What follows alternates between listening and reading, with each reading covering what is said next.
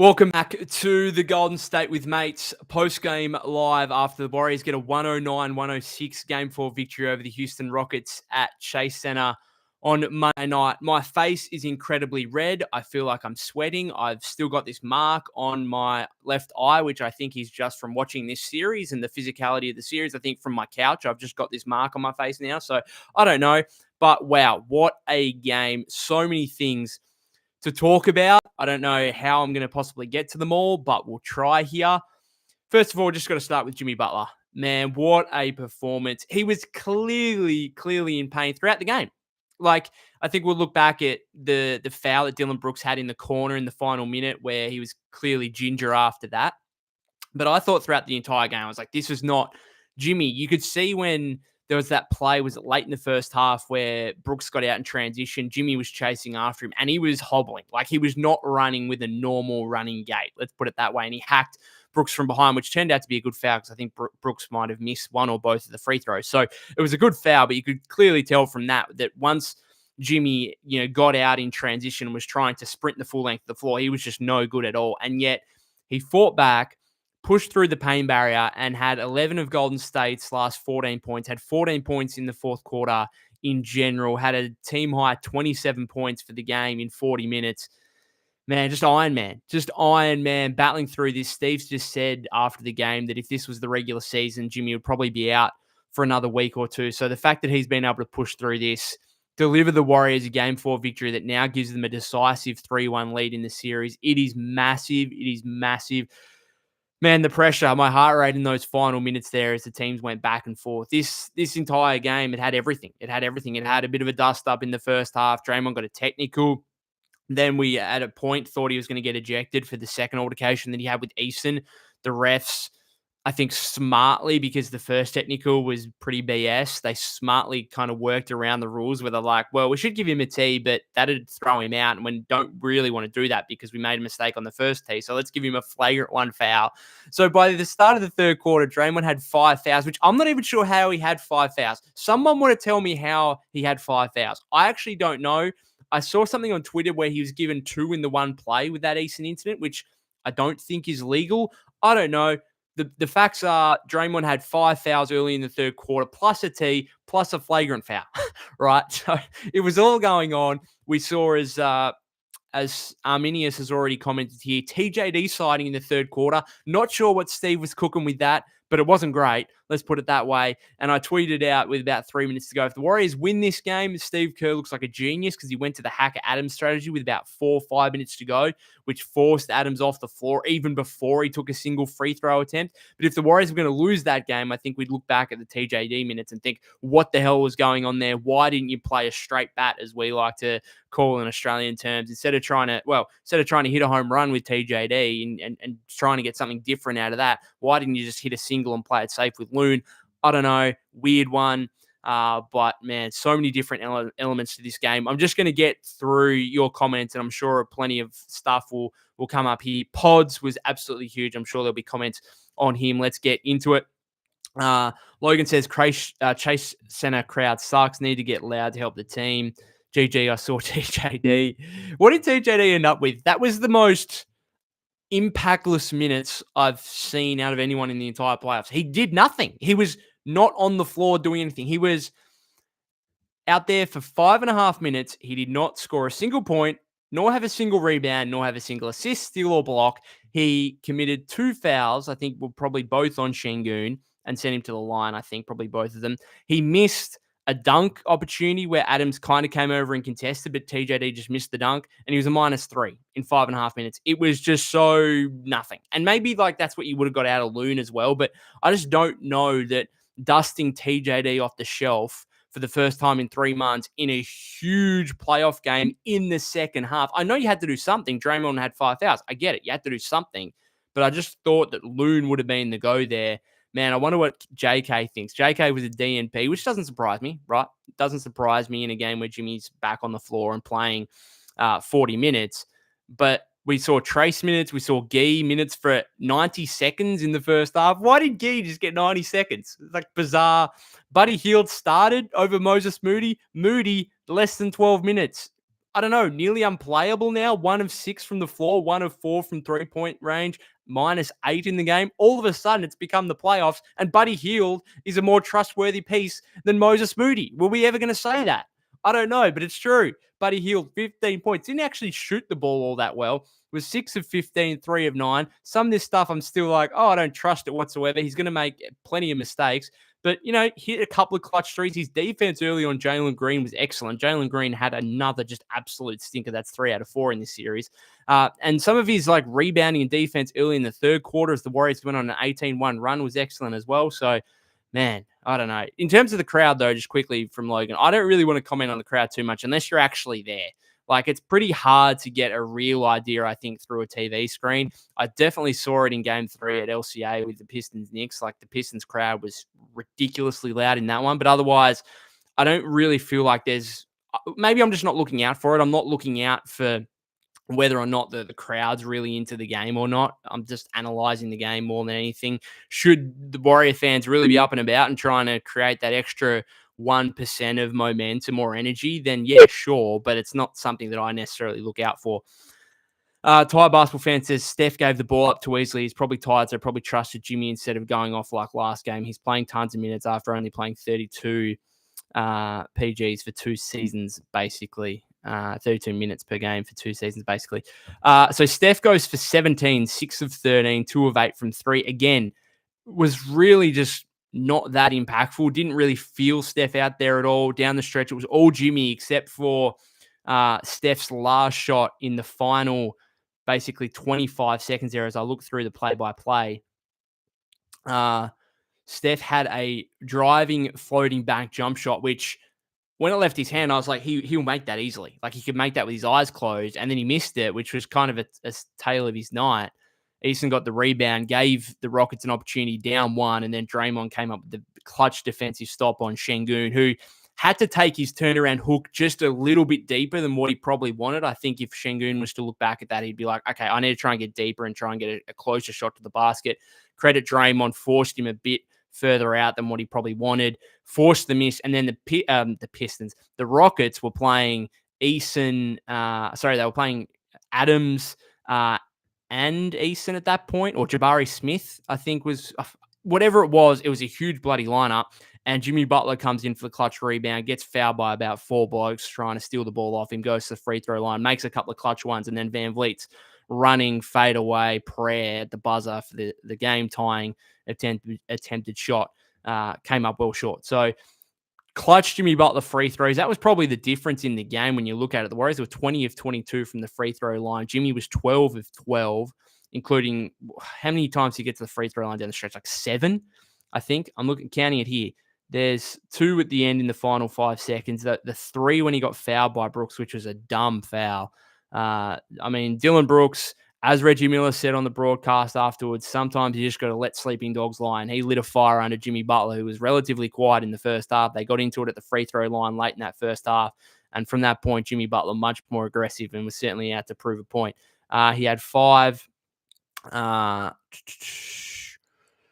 Maybe it was just those 5 free throws in the late in the piece there in the final minute. But Butler had a huge 3 at one point, couple of layups, just massive fourth quarter from Jimmy Butler. And really, he and Pods carried a bad Steph game. And I think that's probably the most optimistic thing from a Warrior standpoint is you're probably going to get one bad Steph game every series. And this was it. And if you're the Rockets, you look at this and think, we got a bad Steph game. We got 31 from Şengün, who really took advantage of Draymond being out in the third quarter, really went to work there on TJD post, whoever the Warriors were throwing at him. They had no answer. They got 25 out of Van Vliet. Van Vliet came into the series shooting, 20% from 3. He had, what did he end up with in the end? 25 on 8 of 12 3-point shooting, including the game-tying one when it was 104 there, just over a minute to go. So you get 56 points from those 2. You keep Steph to 17. You think we're probably going to win this game, and yet you walk out with the L. Warriors again take a decisive 3-1 lead in the series. Sorry, I'm going to try and bang through a heap of comments here. Arminia says TJD siding youngster got his armpits wet for a minute. It was the weirdest rotation minutes I've seen for a while. I know Draymond was on the bench, but I don't know why. Like, that says a lot about Loon, to be honest. Like, Steve's going to TJD in that situation over Loon. VT Vino says, I'm going to need an explanation for that second quarter because I was only able to catch the fourth quarter. The second quarter was not basketball. It was not. It was a combination of rugby and maybe some Australian rules football in there, and just a lot of whistles, a lot of physicality. We saw Draymond get a tee and a flagrant foul within a couple of minutes of each other. We saw Steph get it. I think Slater reported that was the sixth technical foul of Steph Curry's playoff career. Brooks got one as well. They were both kind of taunting each other. Just so much different stuff going on. And then the end of the second quarter is what really hurt the Warriors because within I think they were up. The game was tied with just under 2 minutes to go. Then there was 5 straight possessions that consisted of 3 Steph turnovers, a couple of which the Rockets got out in transition, a Pods turnover, and then on the final possession, as good as Pods was in the game, I still don't think he should be isolating on the final possession of the half. He did kind of waved off Steph and Jimmy and missed his shot attempt off the isolation possession. So that was just ugly. Rockets finished on a 7-0 run, led 57-50, but of course the Warriors come out 18-1 run to start the third quarter, got themselves back to a 10-point lead, and then from there, the Rockets fought back, and it was just back and forth, and absolutely anyone's game for the remainder. Then Knox says, BP has the potential to be a superstar role player. What's a superstar role player? Interesting. Are we talking like a Drew Holiday? Is that like that's who I would.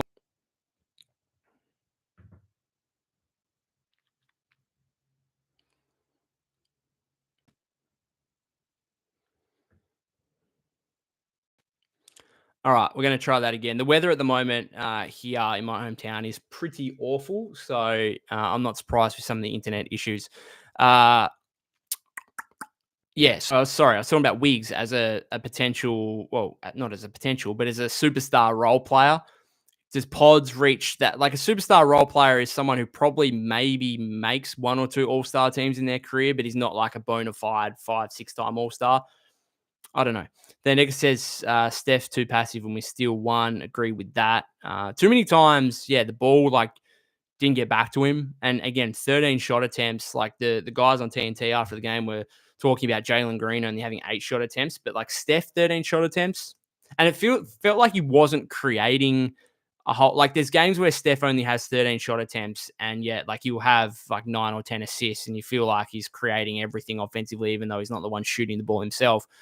Didn't feel like he was creating a whole lot. Like, he's always going to with his gravity. Like, we get that.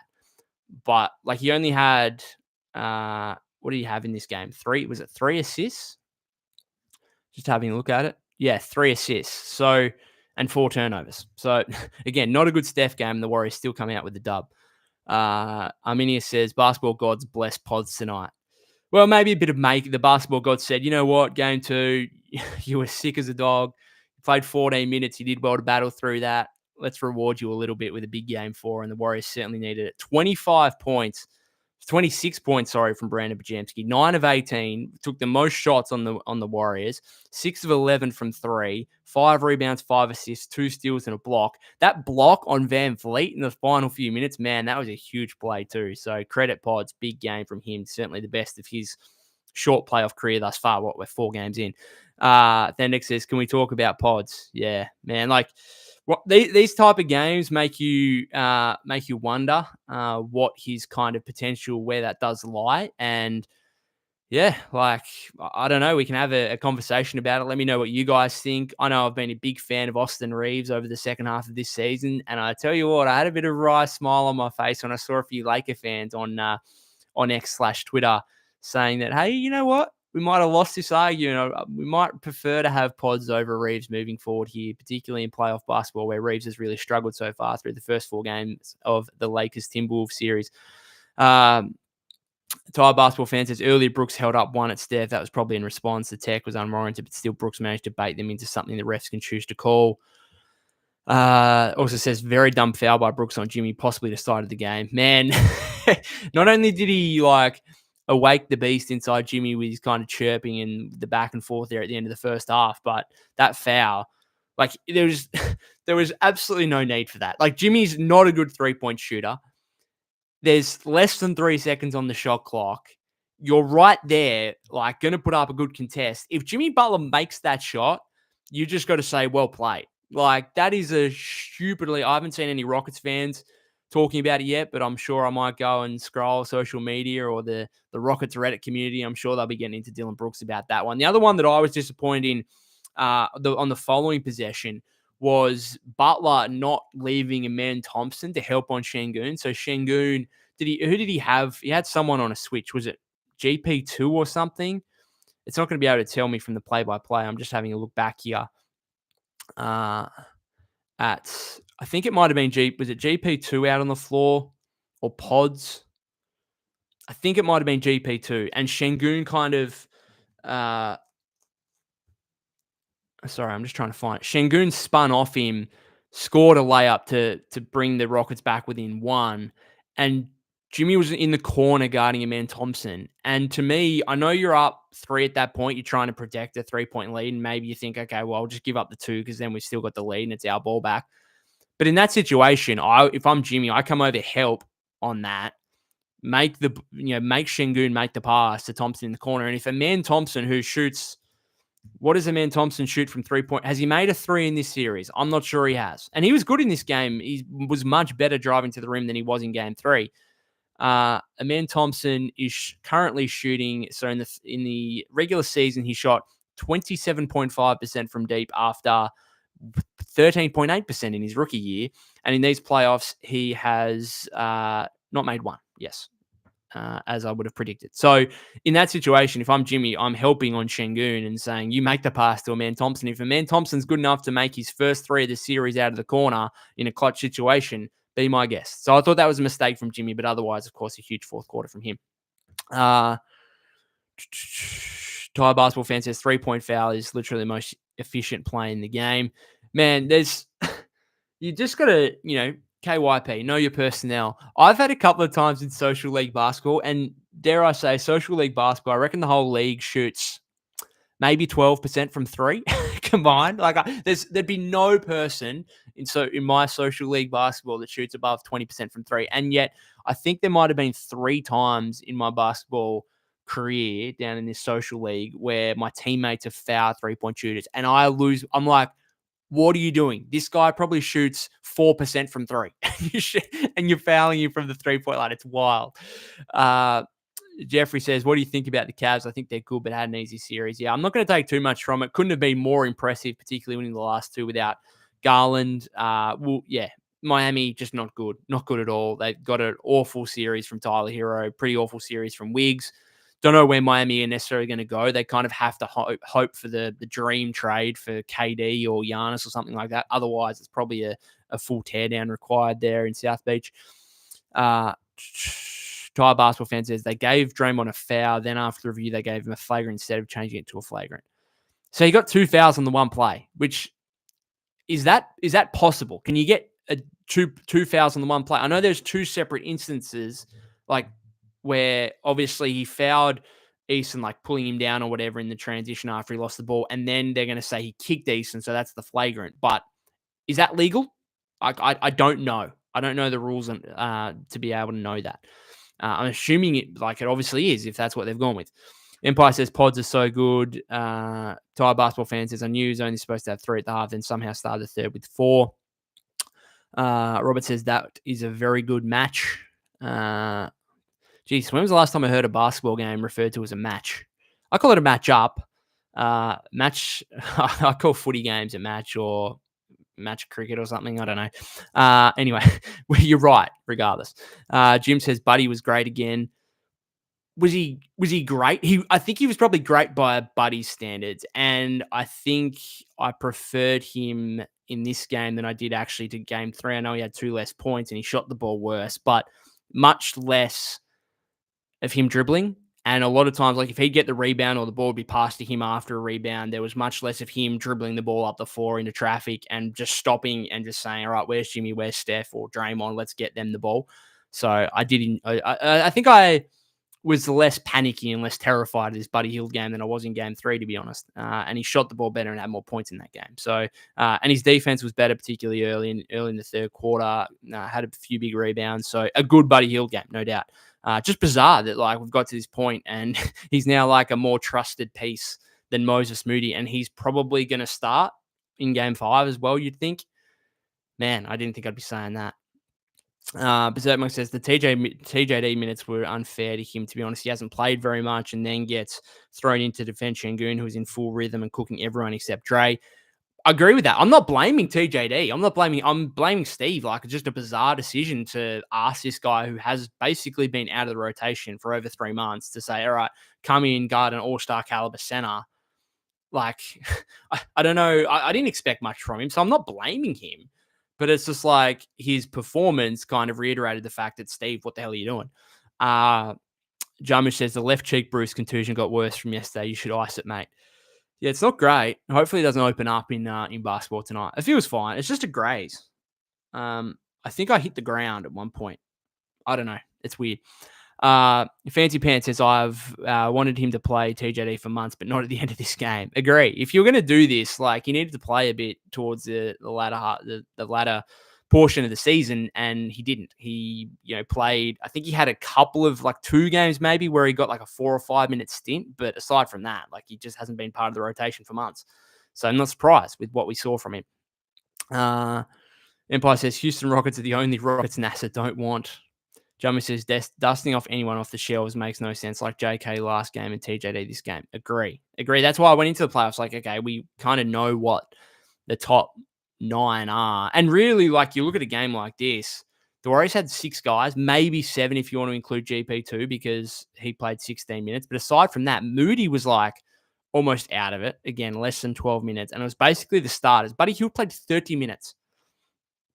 I don't know if that's sustainable. I don't know if I want Buddy Hield playing 30 minutes in a playoff game moving forward because it's still going to be inconsistent. I know he's had 2 good games in a row, but let's not overreact and say, well, Buddy Hield should be playing 30 minutes every game. Butler played 39. Draymond played 31, even though he sat basically the whole quarter. Pods played 40. Steph played 39. And then you had Post play 20. Some big buckets in the first half from QP. Had 13 points, 4 rebounds, 3 assists. Was a minus 10, though. Did get bullied a little bit more on the defensive end than what we saw in game 3.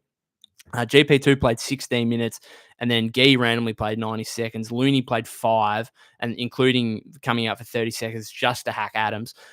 Moody played less than 12, and TJD played 5:39, while Kuminga was a DNP.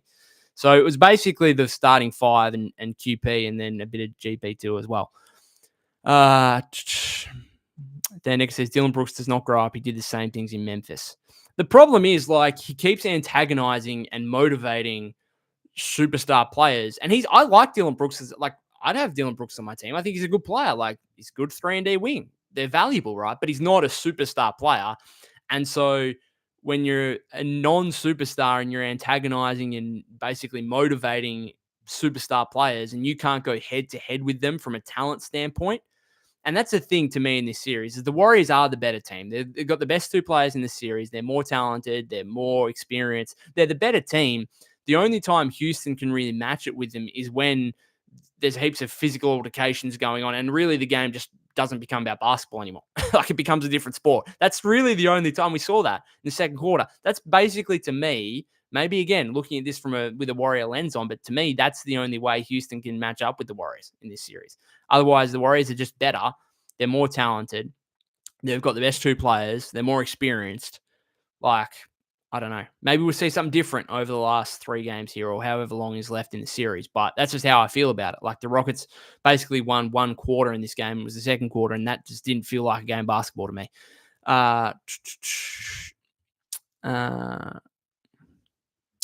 Robert says, still waiting for Brooks Diddy defense like he did with LeBron. Monk says, Cavs are not an easy matchup. They're playing incredible, though. It's against Miami. I'm not really... Robert says, Cavs v Celtics should be a bit awesome. Should be, yeah. I'm not loving the Celtics at the moment. Like, Jaylen Brown's got a bit of an injury concern. Tatum's got a bit of an injury concern. Series could, be tied at 2-2. And shout out former Warrior Corey Joseph, but, he's starting for the Magic in a playoff series. And it could be 2-2. I'm not sure that's great news for the Celtics. So I don't know. They're probably hoping that maybe the Magic can beat them up a little bit more, and maybe the Cavs get to the Eastern Conference Finals a little bit more rested. But we've still got the Knicks, right? Like they could still provide some kind of challenge, I suppose, moving forward. They'll obviously play the Celtics, and then you'd think the Pacers would obviously play the Cavs.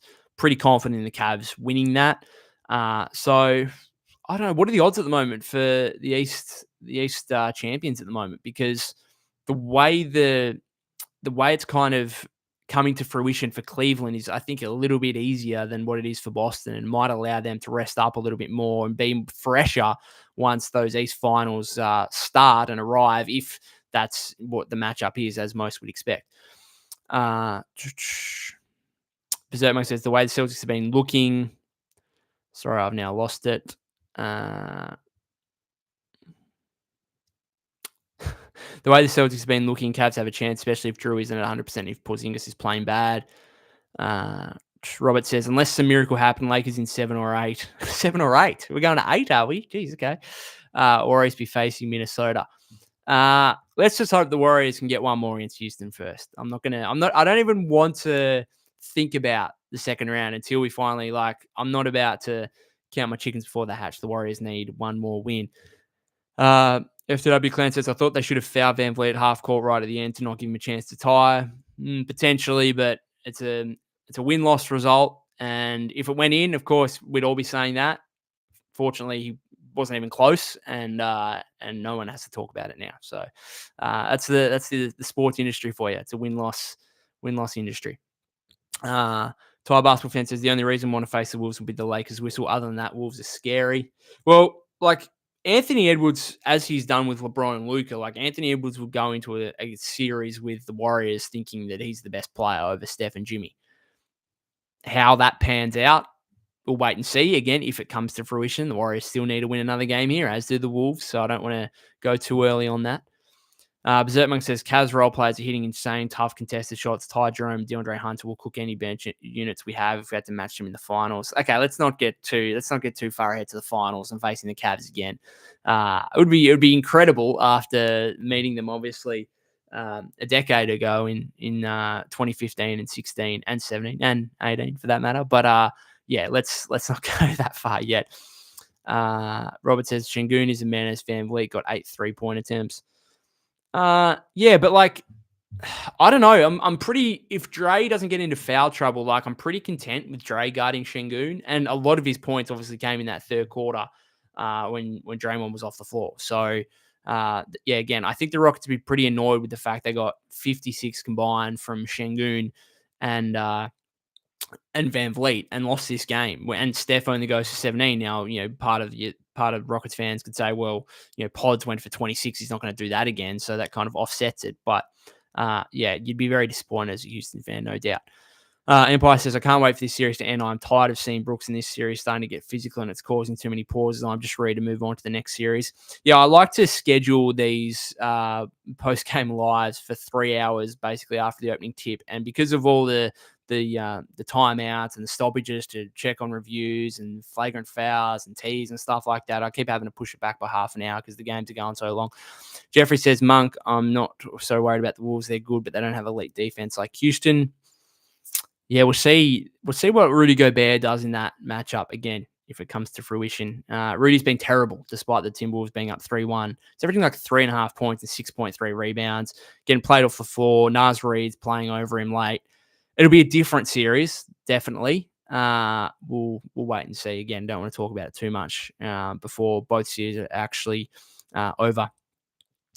Young Dagger says Draymond even played D on you. No, it was Dylan Brooks. Dylan Brooks came with a little elbow to my left eye and opened me up a little bit. So good on him. Yep, well played. Hopefully the Warriors can have the last laugh, though, in the series. Thai basketball fans says, gave Van Vliet too good of a look. It was a tough shot, but you don't even want them to get up a shot this close to the three-point line when they had no timeout and only 4 seconds. Fair point. I'm not disagreeing. Logan says, Pod's best game. Maybe, you could say it's his best game ever, given it's a playoff environment. Absolutely. Berserkman says, I don't know how Wolves series would go. To be honest, we have zero data about matchups because all the games we played before the Butler trade, I think they were. And the Warriors were 3-1 or 2-1, whatever it was. So good signs, I guess. But then the Timberwolves were also kind of sucky at the time the two teams met, and they've been much better as the Warriors have been over the second half of the season. So tough to really analyze any of the matchups earlier in the season, as you say. Robert says playoff Jimmy is not a myth.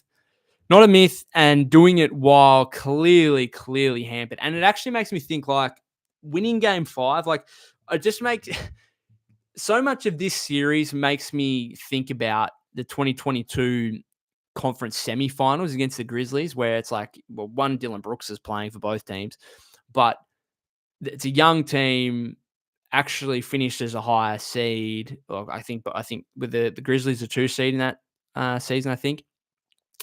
Young team trying to make a name for themselves, pretty cocky, pretty physical, and you got a similar case with the Rockets right now.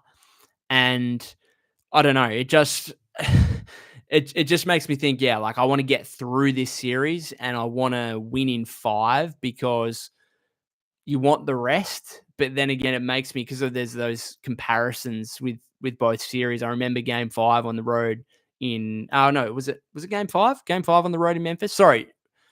Well, Memphis I think Warriors were higher seed because they won in 6, didn't they? I'm pretty sure that's true. No.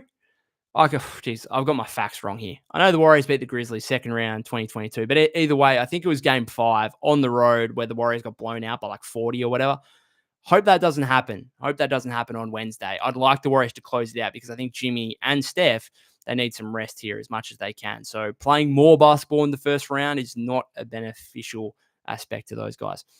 Thai basketball fans, Steph has 4 shooting fouls and 9 free throws in this series that are not text intentional, required a challenge for an obvious call. His whistle is bad, but this is next level. What about the one like in the first quarter or the second quarter where he's driving down the lane? Brooks clearly jumps from one point to another, crashes into him, and then blocks the shot. Great block with your hand, but you just clearly got him with body. No call from the ref. It's out off Steph, which is fortunate because the ball went out of bounds. The Warriors could challenge it knowing the ball clearly went off Steph, but there was a proximate foul.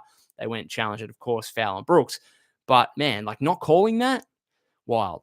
I actually wonder if that was Steph in the corner and Brooks put his hand and gave a slight nudge to Steph in the corner there in the final minute.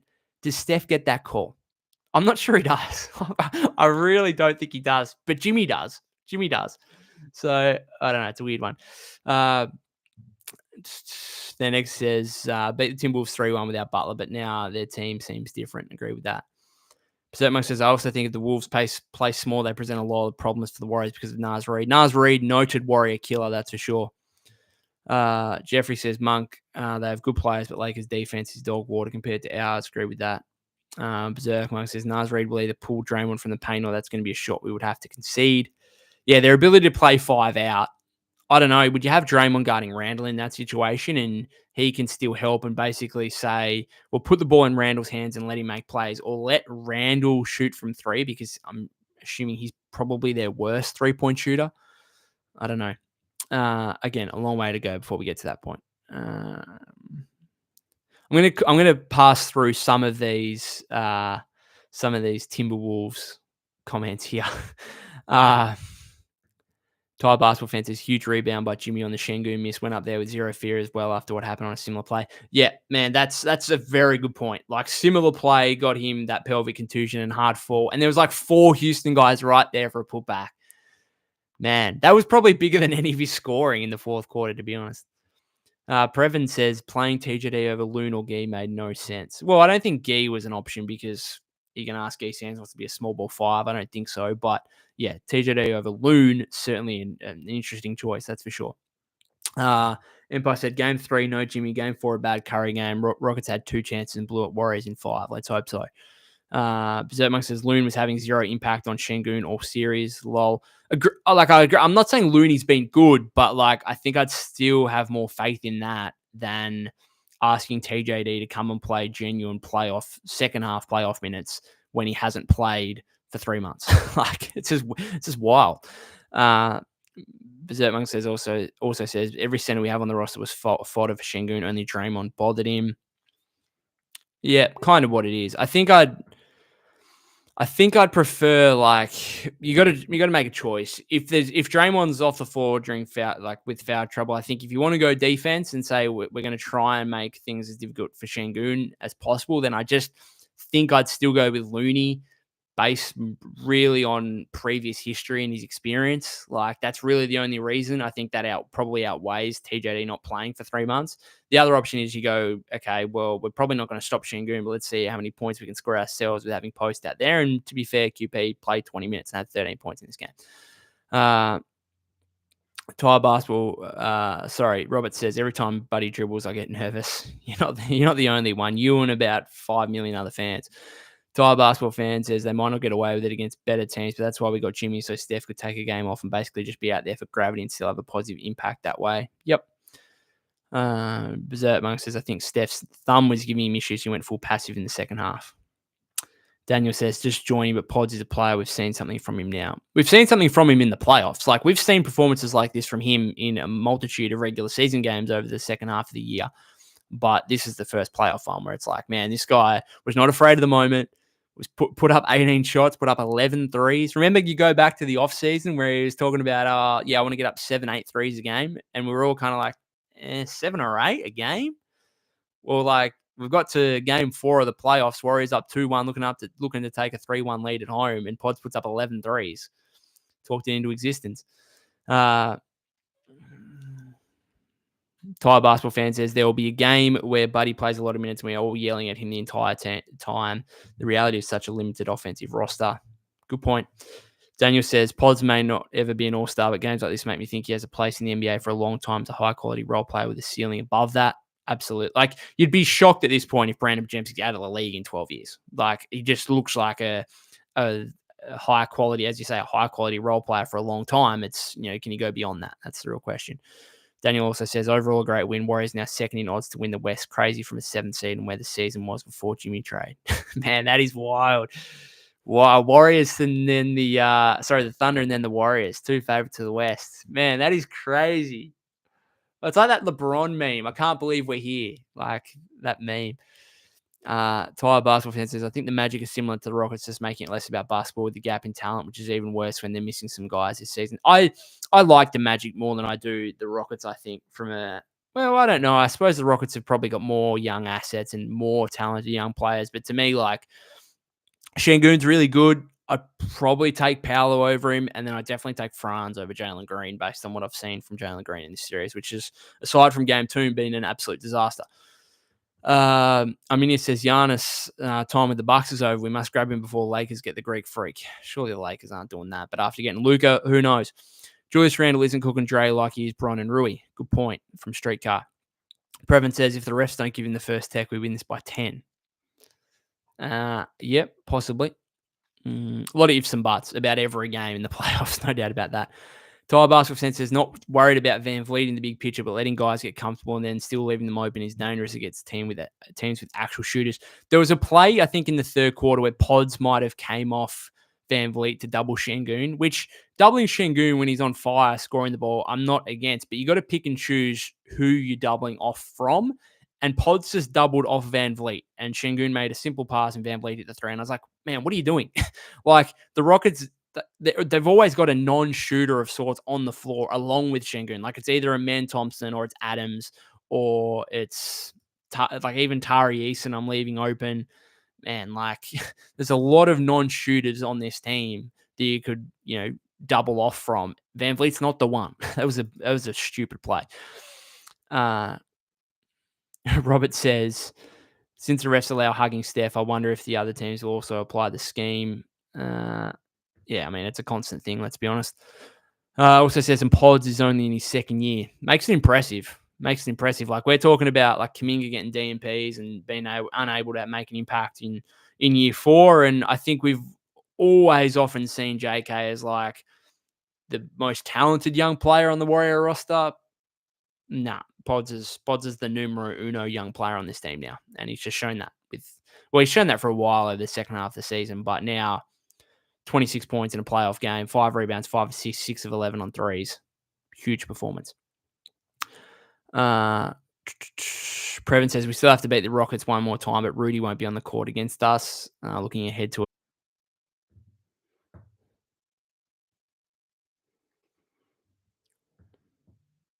Sorry, I wasn't sure if I disconnected or not, but I thought I'd just reload it, so I apologize. Jamie says Memphis was the highest seed because we won game one on the home court. Yep, I remember because Dylan Brooks broke Gary Payton's elbow. I'm still amazed that Gary Payton came back in those playoffs to the finals. I've broke my elbow twice, and not sure I would have been coming back that soon. That's for sure. Sorry, yeah. Thai basketball fan was talking about game 5. I think game 5, either the Warriors can win in a close game or they go behind early and they go into not giving a shit mode and lose by a lot. Like, I feel like that's the one of two outcomes, right? Greg says, I think Steph hurt his thumb in that scrum with Brooks. He went back to the locker room after and then lost his dribble twice and off on his touch the rest of the game. Hopefully he can ice that up and rest it up in the next 48 hours. Empire says Adams would be so good for the Warriors. He would be. He's kind of like a better version of Loon at this point. Like if the Warriors could just like let Loon walk in the offseason and get Adams out of it, that would be a huge upgrade. Very similar style. Again, as you say, like I think Adams would fit really well into the Warriors with his screen setting.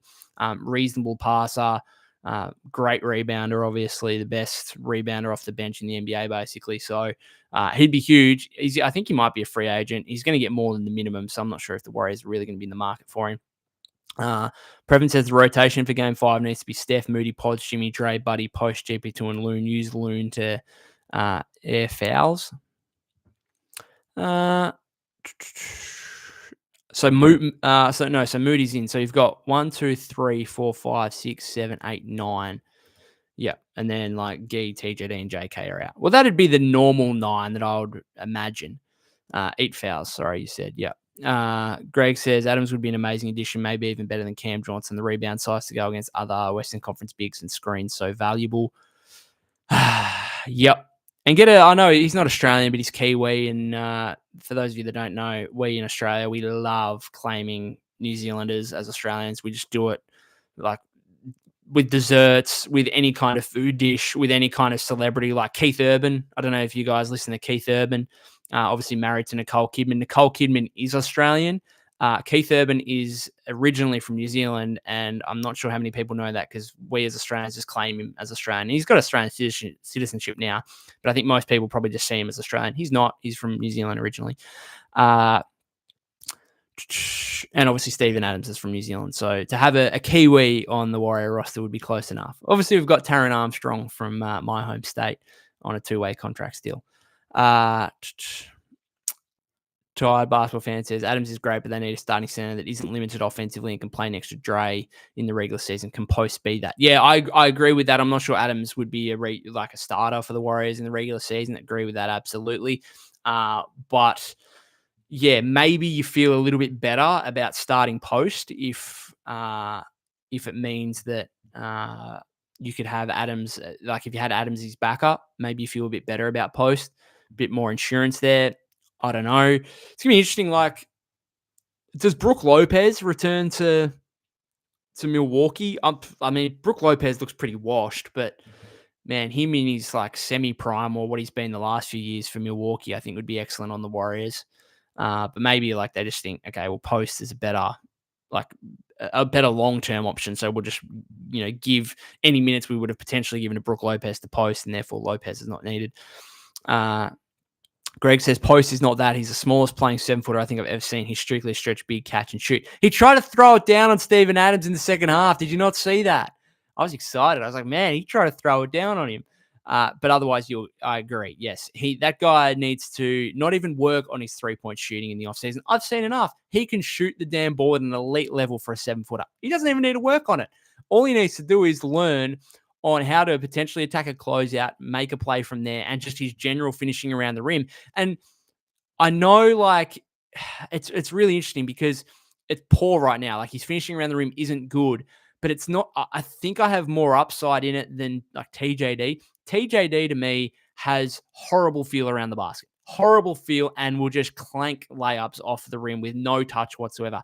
I think Post, and we've seen a few times on like a few of his floater push shots from just inside the free throw line, think he actually has some touch and finesse and feel. He just puts himself in horrible positions. Like, he got blocked by Adams, emphatically blocked by Adams, I think, in the first half, where he drove to the rim and then he showed no ability to be able to like use the rim to protect the shot blocker or use his body to protect the shot blocker. Like, he's got nothing of that.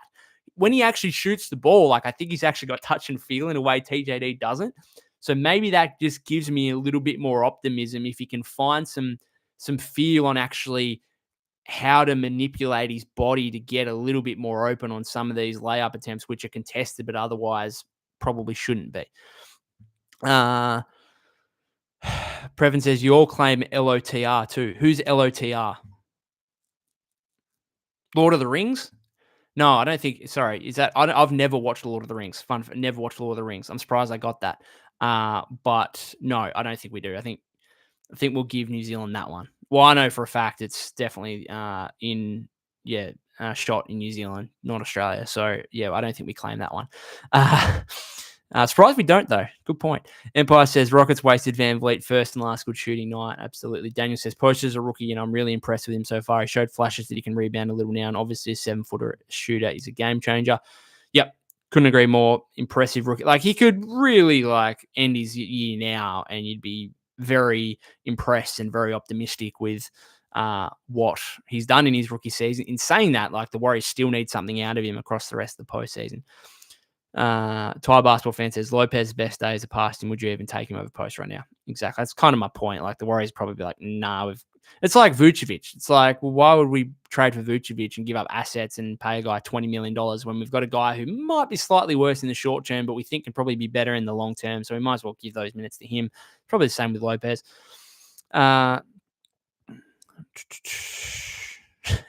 Greg says he did. It's true in terms of the Post trying to throw down on Adams. That surprised me, but it's few and far between. Thai basketball fan says they don't even have to get an elite offensive center. Just someone who can defend and finish would go a very long way. I think they need to be able to shoot. I think the days of having Draymond and another non-shooter out there, particularly with Jimmy, like, it's not going to work. So to me, I would probably, if I was thinking about my starting lineup for next season, I would, you know what? I'd probably try and get my hands, like, and this is without like an absolute ridiculous trade for Giannis or KD, right? And I don't know why I'm even talking about this when we've got a whole off season to talk about it, and we've just gone up 3-1 in the playoffs. But I think ideally the best realistic option might be Cam Johnson. If you could kind of flip Cam Johnson into if you could kind of flip Kuminga into Cam Johnson, and at this point his value's plummeted to a point where it's probably like you need a first round pick or whatever thrown in there on the Warriors side. But if you could do that, and you could have a starting lineup of Steph, Jimmy, Cam Johnson, Draymond, and Post, or if you look for like another shooting big in free agency, I don't know, but that would kind of be my five, because that's got a lot of size about it. Again, Steph, Jimmy at the 2, Cam Johnson at the 3, Draymond at the 4, and like a shooting 5. I think there's enough shooting on the floor, and then you have Jimmy and Draymond as like your 2. I just don't think you can have Jimmy, Draymond, and another questionable shooter, which is probably why Buddy's playing so much right now. Previn says it's much easier to teach low post moves than to teach TJD how to shoot, so Post is usable. Agree with that. Empire says, I don't think Post have the energy to shoot good and rebound at the same time. I think each game will probably be a good shooting game or a good rebounding game. Yeah, like, his motor's probably not there. He's a first-year rookie. Like, I'm very optimistic about what he can become in the NBA. Thai basketball fan says, to be fair, the Vucevic talks were mostly before and during the time Post cracked the rotation. I don't think anyone wants him now, lol.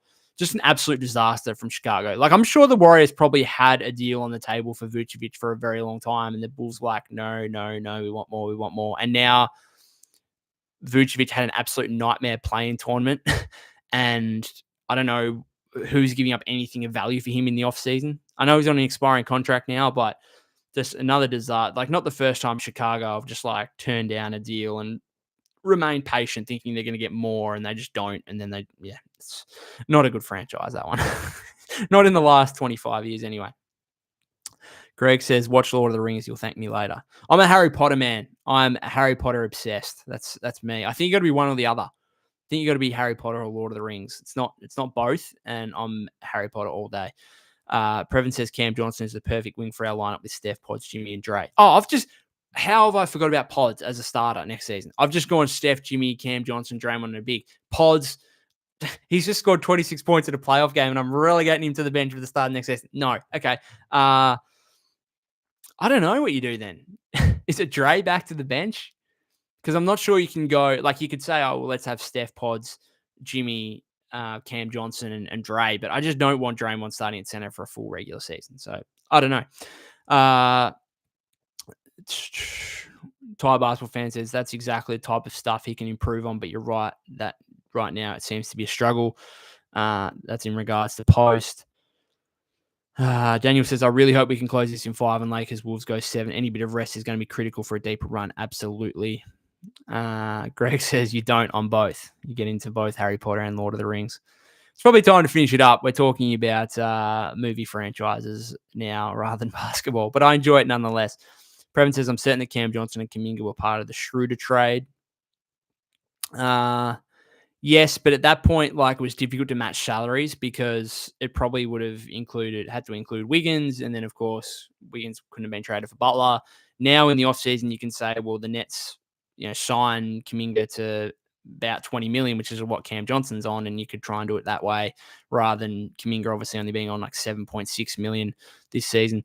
Previn says, I'm a Star Wars, Lord of the Rings, and Harry Potter fan. It can be all done. I watch too much sport to be really getting into movie franchises in a big way. I just watch too much sport. But I was reading Harry Potter books as a kid, and yeah, huge Harry Potter fan. Although I'm not happy with the remake that they're doing at the moment with the TV series. That's I'm not. I want them to do. I want them to do something else in terms of, like, obviously they've done Fantastic Beasts. I've watched the Fantastic Beasts films, but I'm like not a huge fan. I'd prefer them to go back and say, do something with the founding. I was gonna say founding fathers, the founders of Hogwarts. Like, go and focus on something to do with like the 4 of them: Gryffindor, Slytherin, Hufflepuff, and Ravenclaw. Like, do something along those lines. Or do something with, when James Potter, Lupin, Sirius Black, Snape were all kids. Like, do something like that. Don't do a remake of the movies into a TV series. I'll watch it, don't get me wrong, but I'm not a huge fan of it. Greg says Pods is a great 6-man if we get Cam. Yeah, but it would be an undeserved relegation back to the bench. Don't know. Thai basketball fan says Draymond off the bench is actually a good way to preserve him if they have Cam and a solid starting 5. Drake and close with small ball still. Agree. I think that would be the ideal result. Greg says if we got Adams and Cam, that would be a chip level roster. We can afford 3 non-shooting starters with Steph and Cam. Yeah, not sure about it. Maybe in the I don't know. Empire says off topic, but I'm calling it now. OKC second round exit. Last year they faced Pelicans first round and lost to Mavs, and this year they faced Grizzlies. They haven't beaten a good team in the playoffs yet. Well, I'm interested to see what would have happened if Lou Dort didn't injure Ja. Like, probably Memphis would have won game 3. Who knows? I'm sure the Thunder would have still pushed on and made the second round, no doubt about that. But Clippers Nuggets, that's not going to be easy. Previn says, I watch NBA, NFL, NHL, MLB, EPL, and all these movie franchises. I just never sleep. Lol. Do you know what I'm watching right now that in terms of TV series that I just always go to bed with on? Criminal Minds. I've started again from season 1. Criminal Minds. That's my go-to at the moment. That's not sports related. FTW Clan says, I'm Star Wars and Lord of the Rings. Previn says, big agree on founders of Hogwarts. Yep, they need to do that. Previn says, we better hope the Thunder get past the Clippers. Yeah, I don't know if you're the Warriors, you might prefer to face the Thunder in the West finals before the Clippers, but we're getting way too ahead of ourselves. Greg says, because Adams gets O-board and screens, if they double Steph in a PNR, he can kick to Cam, plus Jimmy is still a scorer. Yeah, the way that Adams can be effective without being really any type of scoring threat, or obviously he's not a shooter, like I don't know. It might be funny coming from a Warrior fan, but I think he gets away with a lot of holds. right? And opposition fans will say, you can't say as a Warrior fan, you've been doing it for a decade, right? On illegal screens and holds and all this stuff. But I feel like Adams, he probably gets away with it a little bit. But if you can, then like, good on you. Like, and he's a very impactful player despite being an offensively limited player. Thai basketball fan says if Pod starts and keeps up his shooting, that's 3 shooters. Yeah, but who's the other guy? So it's Steph. I don't know. I'm putting Cam Johnson in the equation. Anyway, this we're being up for nearly an hour here. There's plenty of time in the offseason to talk about what the Warriors should do. We're still trying to win it. We're still trying to win a championship. As someone said before, Warriors are second favorite in the West right now. Previn said, still can't believe Jimmy didn't get a flagrant foul on that Brooks one.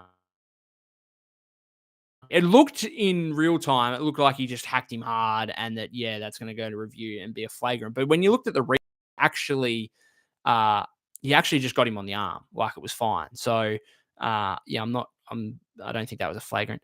Empire says it would be great if the Lakers go to 7 and win because they would be too gassed to beat the Warriors. Agree with that. All right. I'm going to finish it up there, guys. Daniel says we need Larry Markin. Is it possible to match JK's salaries and just throw picks at the Jazz? Not unless the Jazz want to give like JK 30 plus million because Markinen's on like 43 million now or whatever. I'm going to finish it up there, guys. Been going for nearly an hour. Thank you very much to all of you that have come in and commented. I know it's late for you guys in America, probably past midnight now or whatever. So I appreciate it really quite a lot. I've got to go and do a little bit of writing, and then I play Social League. It's currently just gone 4:30, and I play Social League at 7 o'clock. So 2.5 hours till game time. I'll try and take some motivation from what the Warriors did, the good stuff anyway. I don't know. I might probably stick away from Draymond having 5 fouls, a tee, and a flagrant by early in the third quarter. But I'll let you know how I go on the next post-game live, which will, of course, be after Wednesday night's game back in Houston for Game 5. Let's hope the Warriors can close it out. If you haven't subscribed to the YouTube channel already, that'd be greatly appreciated. Follow me at POC252. That's POK252 on X/Twitter. Thanks to those of you that have watched on replay or listening via your podcast feed. Again, much appreciated, and I'll see you again after Game 5.